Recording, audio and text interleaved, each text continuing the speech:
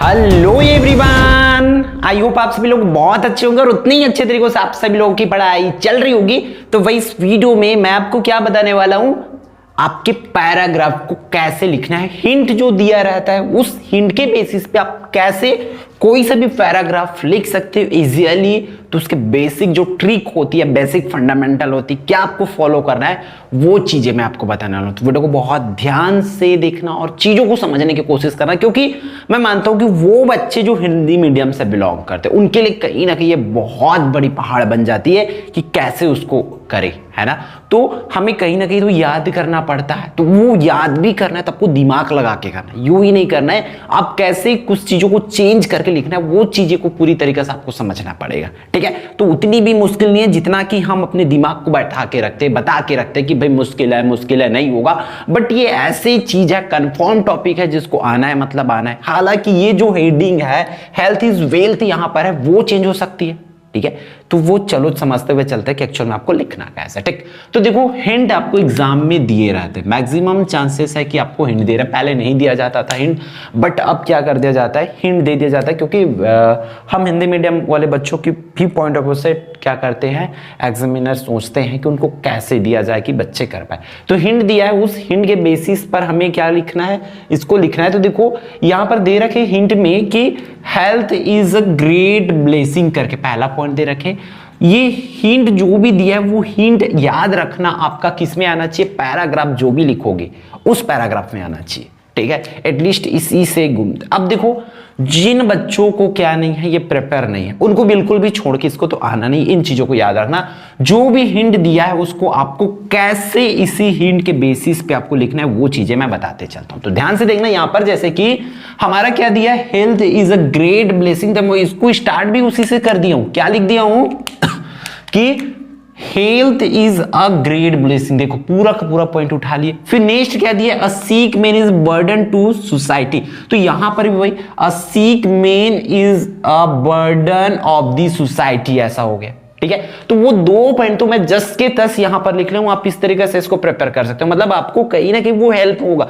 बहुत कम ही चीज जो है याद भी करते हो तो कुछ दिमाग लगा के करना है कि आपको हमें ये चीज तो यहीं से लेना है, तो क्या उसमें डालना है। तो देखो, इसको थोड़ा सा बड़ा करने के लिए क्या बोल दिया गया यहां पर, just think of a rich man, ठीक है। इसको भी तोड़ तोड़ के करना है, एकदम बड़ा बड़ा नहीं करना। कई बच्चे एकदम बड़ा सा करते फिर वो भूलने लग जाते। तो आपको तोड़ना है, एक सेंटेंस ये हो जाएगा आपका कि just think of a rich man. आपको एक रिच मैन के बारे में सोचना है, सिंपल सा। यहां पर देखो ये वाला लाइन आपको थोड़ा सा याद करना पड़ा है, क्योंकि एक्स्ट्रा डाल रहे हैं हम लोग, थोड़ा थोड़ा उसमें मिर्च मसाला डाल रहे हैं ताकि ये परफेक्टली बन पाए। तो देखो यहां पर just think of a rich man who has ill health, जिसके पास क्या एकदम इल हेल्थ है, ठीक है। इल हेल्थ चलो आपको नहीं आ रही समझ, मान के चलो खराब हेल्थ है, ठीक है। Just think of a rich man, एक अमीर आदमी के बारे में सोचना है, who has a ill health, उसके पास इल हेल्थ है, ही कांट बाई। अब देखो मैं ये क्या किया हूं, यहां पर ये वाला पॉइंट को ले आया हूं, मनी कांट बाई हेल्थ आना चाहिए, इसलिए मैं उसको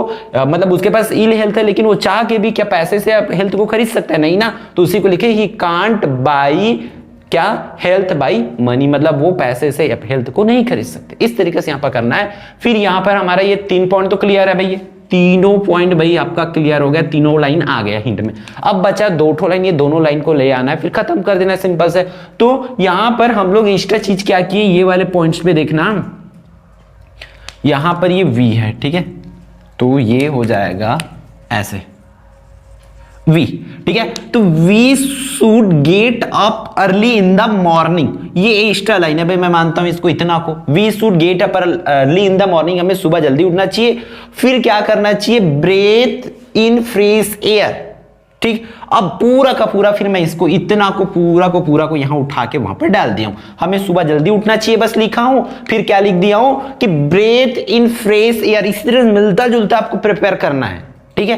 कोई सा भी आप करते हो तो हिंट के अकॉर्डिंग ही आपको करना रहता है, इसलिए याद भी करते हो तो आपको ये दिमाग में रखना है कि ये चीज है, क्योंकि हम तो यही भयंकर वर्ड तो इसी में है और उसी को तो बोलते हैं और उसी की स्पेलिंग में प्रॉब्लम्स होती है। तो वो चीजें तो दे रखे हैं, तो आपको डरना नहीं है, इससे आपको क्या करना है, सामना करना है। बस एक बार 2 बार पढ़ते जाओगे तो हो जाएगा। तो we should get up early in the morning करके लिखे। फिर हम लिख दिए इसमें भाई कि क्या, ब्रेथ मतलब सांस, ठीक है। ब्रेथ इन फ्रेश एयर, इस तरीके से आपको कर लेना है। फिर टेक प्रॉपर डाइट, इसी को मैं लिखा हूं पूरा को, take proper diet, exercise and hygiene to ensure good health करके देखो पूरा का पूरा उसी को, take proper diet, exercise and hygiene to ensure for good health. Good health के लिए हमें प्रॉपर डाइट लेना चाहिए, एक्सरसाइज लेना चाहिए, हाइजीन लेना चाहिए, ये पूरे चीजों को कर लेना है भाई। यहां तक क्लियर हो गया।